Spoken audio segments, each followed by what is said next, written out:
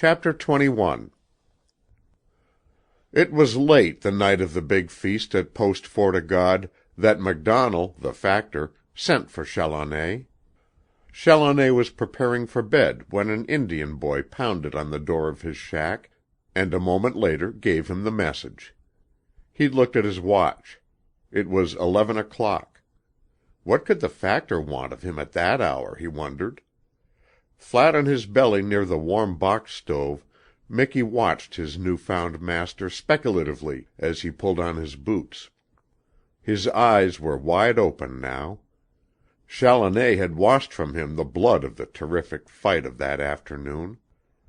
"Something to do with that devil of a Durant," growled Challoner, looking at the battle-scarred dog.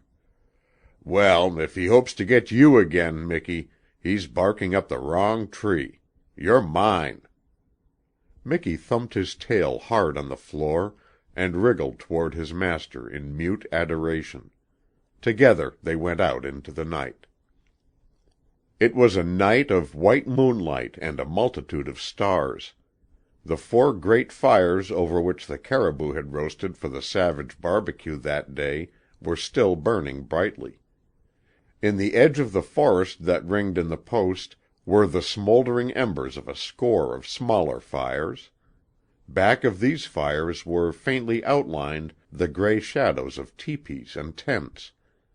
In these shelters the 300 half-breeds and Indians who had come in from the forest trails to the New Year carnival at the post were sleeping. Only here and there was there a movement of life. Even the dogs were quiet after the earlier hours of excitement and gluttony. Past the big fires, with their huge spits still standing, Challoner passed towards the factor's quarters. Micky sniffed at the freshly picked bones. Beyond these bones there was no sign of the 2,000 pounds of flesh that had roasted that day on the spits. Men, women, children, and dogs had stuffed themselves until there was nothing left. It was the silence of Mutai, the belly god, the god who eats himself to sleep each night, that hovered strangely over this post of Fort O' God, 300 miles from civilization. There was a light in the factor's room, and Challoner entered with Micky at his heels. MacDonald, the Scotchman, was puffing moodily on his pipe. There was a worried look in his ruddy face as the younger man seated himself, and his eyes were on Micky. "Durant has been here," he said. "He's ugly. I'm afraid of trouble. If you hadn't struck him—" Challoner shrugged his shoulders as he filled his own pipe from the factor's tobacco. "You see, you don't just understand the situation at Fort O' God," went on MacDonald. "There's been a big dog fight here at New Year for the last 50 years. It's become a part of history, a part of Fort O' God itself, and that's why in my own 15 years here I haven't tried to stop it. I believe it would bring on a sort of revolution. I'd wager a half of my people would go to another post with their furs. That's why all the sympathy seems to be with Durant. Even Grouse Piet, his rival, tells him he's a fool to let you get away with him that way. Durant says that dog is his." MacDonald nodded at Micky, lying at Challoner's feet. "Then he lies," said Challoner quietly. "He says he bought him of Jacques Le Beau." "Then Le Beau sold a dog that didn't belong to him." For a moment MacDonald was silent. Then he said, "But that wasn't what I had you come over for, Challoner. Durant told me something that froze my blood to-night. Your outfit starts for your post up in the Reindeer Lake country to-morrow, doesn't it?" "In the morning." "Then could you, with one of my Indians and a team, arrange to swing around by way of the Jackson's Knee? You'd lose a week, but you could overtake your outfit before it reached the Reindeer, and it would be a mighty big favor to me. There's a hell of a thing happened over there." Again he looked at Micky. "God!" he breathed. Challoner waited. He thought he saw a shudder pass through the Factor's shoulders. "I'd go myself. I ought to. But this frosted lung of mine has made me sit tight this winter, Challoner. I ought to go. Why," a sudden glow shot into his eyes, "I knew this Nanette Le Beau when she was so high, 15 years ago. I watched her grow up, Challoner. If I hadn't been married, then I'd have fallen in love with her. Do you know her, Challoner? Did you ever see Nanette Le Beau?" Challoner shook his head. "An angel, if God ever made one," declared MacDonnell through his red beard. "She lived over beyond the Jackson's Knee with her father, and he died, froze to death crossing Red Eye Lake one night. I've always thought Jacques Le Beau made her marry him after that. Or else she didn't know, or was crazed or frightened at being alone. Anyway, she married him. It was 5 years ago I saw her last. Now and then I've heard things, but I didn't believe, not all of them. I didn't believe that Le Beau beat her and knocked her down when he wanted to. I didn't believe he dragged her through the snow by her hair one day until she was nearly dead. They were just rumors, and he was 70 miles away. But I believe them now. Durant came from their place, and I guess he told me a whole lot of the truth, to save that dog." Again he looked at Micky. "You see, Durant tells me that Le Beau caught the dog in one of his traps, took him to his cabin, and tortured him into shape for the big fight. When Durant came, he was so taken with the dog that he bought him, and it was while Le Beau was driving the dog mad in his cage to show his temper that Nanette interfered. Le Beau knocked her down, and then jumped on her, and was pulling her hair and choking her, when the dog went for him and killed him. That's the story. Durant told me the truth through fear that I'd have the dog shot if he was an out-and-out murderer. And that's why I want you to go by way of the Jackson's Knee. I want you to investigate, and I want you to do what you can for Nanette Le Beau. My Indian will bring her back to Fort O' God." With Scotch stoicism, MacDonnell had repressed whatever excitement he may have felt. He spoke quietly. But the curious shudder went through his shoulders again. Challoner stared at him in blank amazement. "You mean to say that Micky, this dog, has killed a man?" "Yes, he killed him, Durant says, just as he killed Grouse Piet's wolf dog in the big fight today. Ugh!" As Challoner's eyes fell slowly upon Micky, the Factor added, "But Grouse Piet's dog was better than the man. If what I hear about Le Beau was true, he's better dead than alive. Challoner, if you didn't think it too much trouble, and could go that way, and see Nanette—" "I'll go," said Challoner, dropping a hand to Micky's head.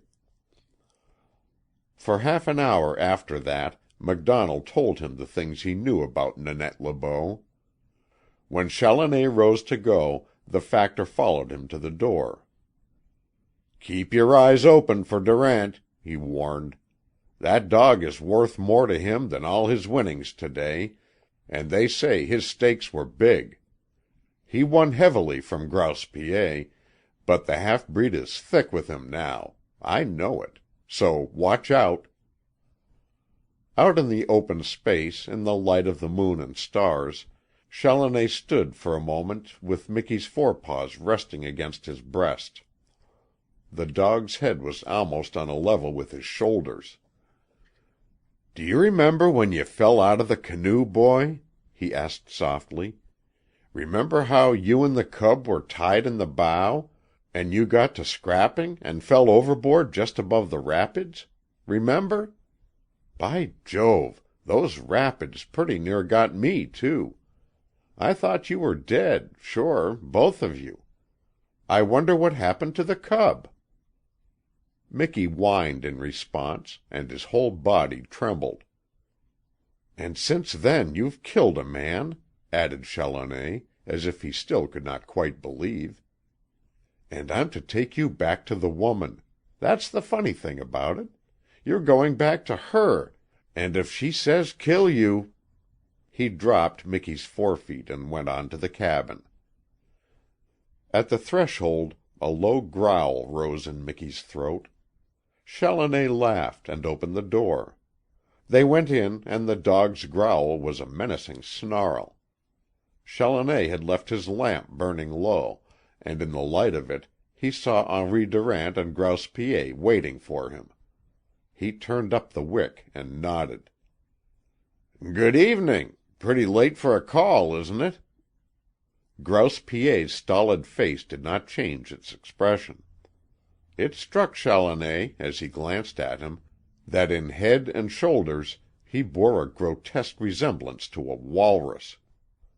Durant's eyes were dully ablaze. His face was swollen where Challoner had struck him. Miki, stiffened to the hardness of a knot, and still snarling under his breath, had crawled under Challoner's bunk. Durant pointed to him. "We've come after that dog," he said. "You can't have him, Durant," replied Challoner, trying hard to make himself appear at ease in a situation that sent a chill up his back. As he spoke he was making up his mind why Grouse Piet had come with Durant. They were giants, both of them. More than that, monsters.